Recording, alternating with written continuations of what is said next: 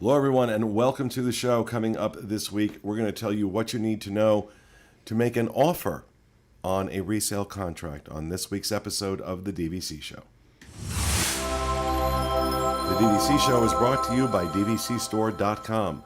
You can save thousands of dollars by purchasing your DVC contract with DVCstore.com. Let their resale experts help welcome you home. And by DisBoards.com. If you want to learn everything you'll ever need to know about Disney Vacation Club, visit the DVC forums on disboards.com and join in the conversation. Hello, everyone, and welcome to the show, coming to you from the Bob Varley Studio in Orlando, Florida. I'm your host, Pete Werner, joined at the table this week by my good friends, Miss Jackie Gailey. Hi, guys. From the DVC store, Mr. Jerry Saito. Hello, how are you? Joining us via Skype, Mr. Pete Shidley. Hi there. And back on the controls, our associate producer, Mr. Corey Fiasconaro. Hey, guys. And welcome, folks. Hope your week is off to a good start. Just a couple things in housekeeping before we get to our topic. Be sure to go check out our blog at dvcfan.com. We've got blogs going up around 4 times a week right now. I'm still trying to figure out what my release schedule is and stuff like that. We've also got the DVC store has blogs going up 3 times a week, Monday, Wednesday, and Friday right now. So be sure to go check that out. Also want to remind everybody to sign up for the DVC store's mailing list. They are giving a $50 Disney gift card at random to people who someone who signs up for their mailer each month. You'll get an email 3 times a week with all the latest listings and all that other stuff. It is must-see email if you're even remotely interested in buying or adding on. I think it's like even worse for us that are looking to add on. We see those come in. We get those juicy contracts. And also, of course, head over on Facebook to the DVC Fan Facebook group and just do a search on that. Answer 3 simple questions, and you can join the ever-growing membership on DVC Fan on the DVC Fan Facebook group. Okay, so one of the things that was a surprise to me, of course, I wish I'd known this on my first 2 contracts, was that you can make an offer on these resale contracts. So they'll be put up on your site, for example, and let's say it's, Boardwalk 200 points for $125 a point.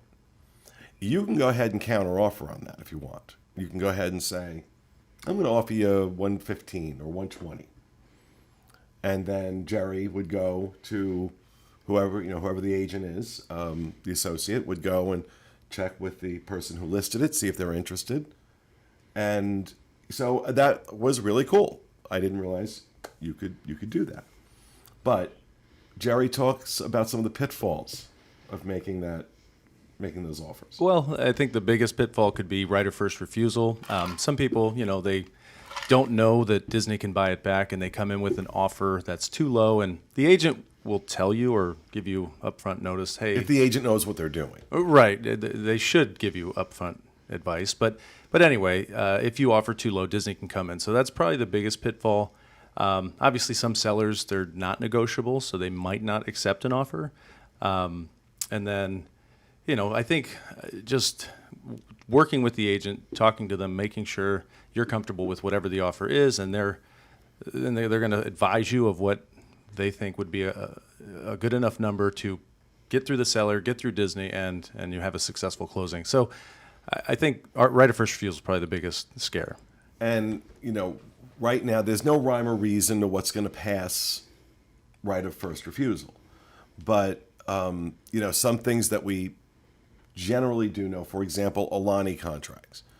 Aulani is still actively being sold, and it looks like they're not buying anything back on a resort that's actively being sold. So I have heard stories of people that have made really aggressive offers on Aulani contracts that have gotten, where the seller accepted it and it did pass right of first refusal. So that is one place where you might be able to do a little bit. Right.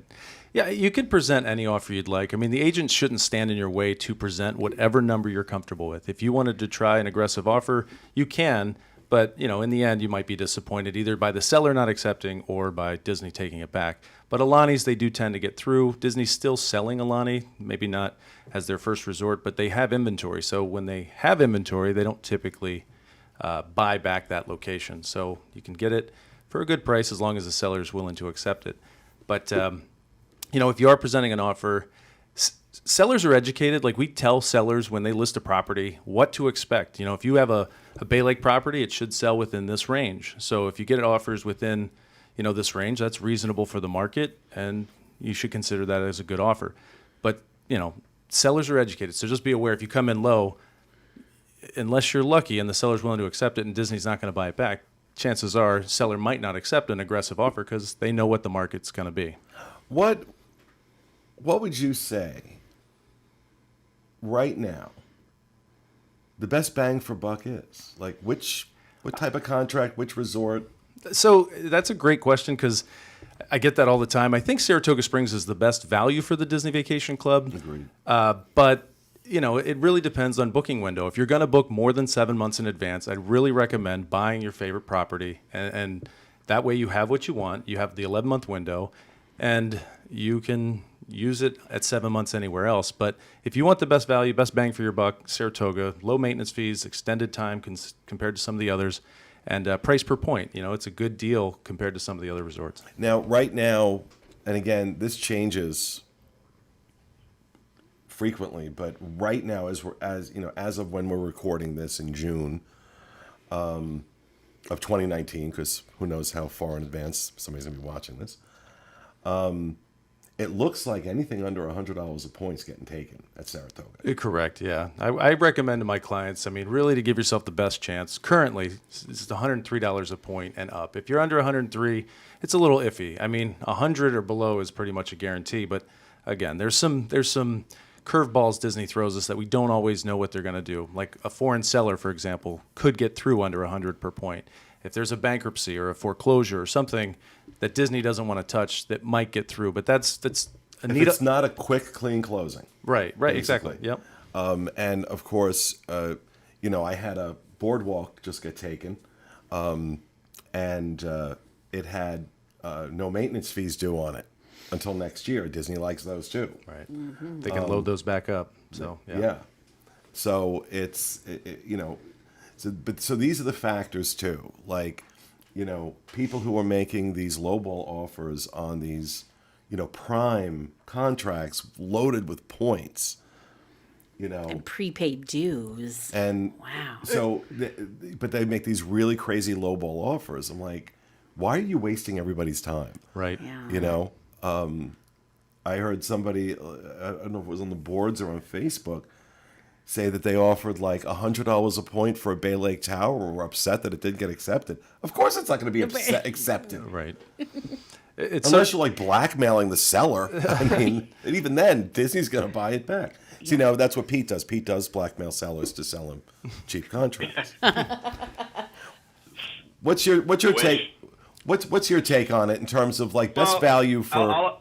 I'll admit that I didn't know when I bought my first resale contract. I bought both my contracts to the DVC store, and my first contract I didn't even know about that you could make a lower offer. So, now it sounds ridiculous. Anyways, 5 years ago I bought $76 a point in Animal Kingdom. So, jeez. Today no one's complaining about that, right?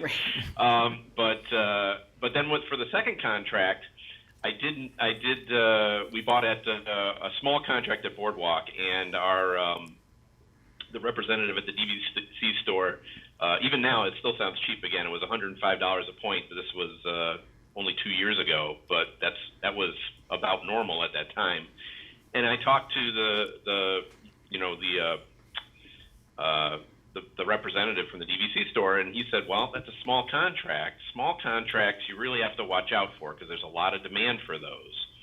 And if you try to lowball it, a lot of times the seller's not going to accept it.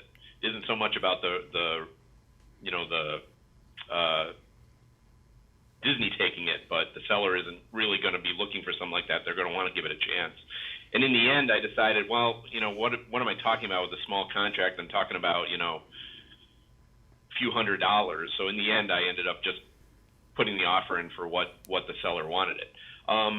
But I agree. I mean, I think you got to look at what is the going rate, because you do see, Jerry, I go on your site all the time, and looking at you see a lot of variability in the seller's prices, right? I mean, it's not like you have a standard price that you sell any resort for.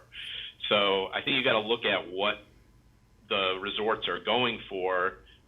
There's a good thread on the Disboards that shows every quarter they set it up, and it shows what contracts were taken and what contracts were accepted, and so you can kind of look at what the price range is that the contracts currently are going for.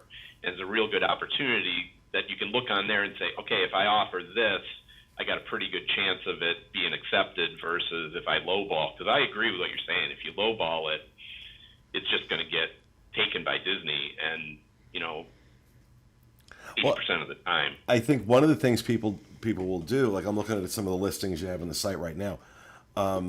So you have two, like I'm looking at two Saratoga Springs listings right now. One is 50 points. One is 300 points. The 300 pointer is going for $107 a point. It's got a lot of points.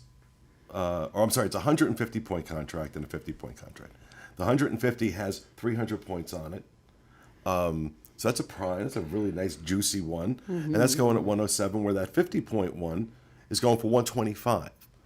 And so people think, oh, you know what? I'm going to make that $107 offer on that 50 point one. And then they wonder why it doesn't get accepted. Because, as Pete was just saying, those small contracts, they're gone like that. Yeah. Yeah, and then we get 10 backup interest buyers on it. So that property will sell within the first 24 hours of listing, and then 10 to 15 other people will call and say, I want that listing, and there's 10 other buyers for that property. Now, granted, the first person gets it, but if something happens and we have to put the property back on the market, we're contacting those 10 other buyers. So the demand for small ones is tremendous, and they sell very quickly. So if you do want a small one, an add-on, if you will, then it's sometimes best just to buy it at list price, because if you don't, somebody else will, and it's going to go very fast. Yeah, it's nuts how fast. Because that's what I ended up doing. I saw that, and that was a case where I was getting your emails, and I saw that contract on there. I was looking for a boardwalk contract in that range, 50 to 75 points, and it was 75 points, and it was just it wasn't a bad price, but it was higher than larger contracts are at the time. And I just in the end said to myself, it's a small contract, it's going to go.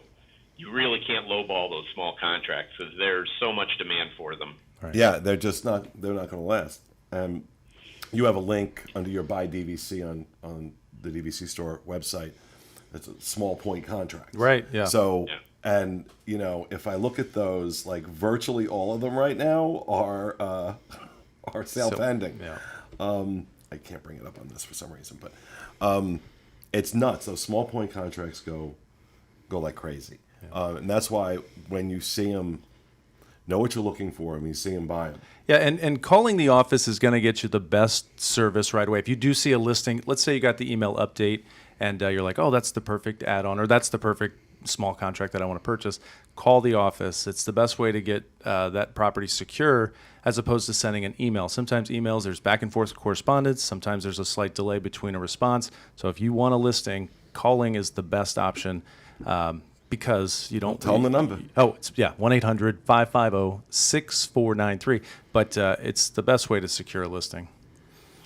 Let me ask Jerry, if you're someone out there that wants a specific contract, I want a Bay Lake Tower 100-point contract with a December use year. Is that something that they can contact you and say, this is what I'm looking for, and you put them on a list? Or is it really you just have to keep an eye out for it? That is such a great question, and something that we would love to be able to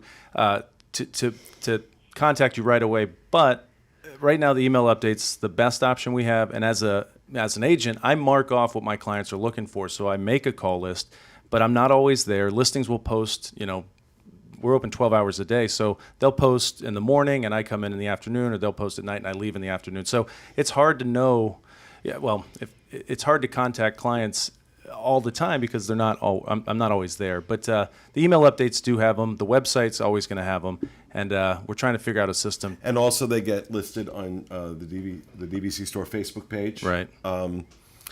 They as soon as they come in, they get listed usually within a few hours on there. And since you're an official sponsor of us, what we've started doing, what we're going to start doing, is some of these really like juicy contracts.